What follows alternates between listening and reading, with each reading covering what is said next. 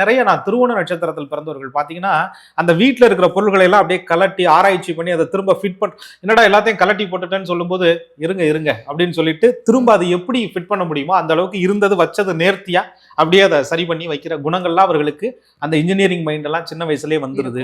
மருத்துவம் சார்ந்த அந்த ஒரு என்ன ஆச்சுன்னா அந்த காயத்துக்கு மருந்து போடுற அந்த மனநிலை வந்துருது. மெடிசன்ஸ் எங்க இருக்கு வச்சிருக்கிறாங்க அம்மா அப்படின்ற அந்த மனநிலை வந்துருது.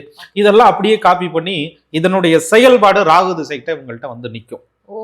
அதுல ராகு மகா திசையில ராகு பகவான் நல்ல அமைப்புகள்ல இருக்கணும். அததான் திரும்ப திரும்ப நல்ல அமைப்பு அப்படின்னா அங்கதான் லக்னத்தை பொறுத்து நம்ம மாறுபடுதுன்னு சொல்றோம் இல்லையா. நீங்க ராகு தான் வந்து எல்லாத்தையுமே முடிவு பண்ணுவாரு அப்படின்னு நம்ம சொல்லியிருக்கோம். அப்ப நீங்க நல்ல ஒரு குழந்தையா உங்களுக்கு கிடைத்த வாய்ப்புகளை எல்லாம் பயன்படுத்தி அந்த வாய்ப்புகளால் நீங்கள் வந்து பெரிய உச்சத்தை தொடுறீங்களா, அல்லது அந்த வாய்ப்பே உங்களுடைய வாழ்க்கையை பாதிக்க வைக்க செய்கிறதா அப்படின்னு சொல்றது ராகு திசையினுடைய குணாதிசயத்தை பொறுத்து, அவருடைய இருப்பை பொறுத்து உங்களுக்கு திருவோண நட்சத்திரத்தில் பிறந்தவர்களுக்கு அமைகிறது.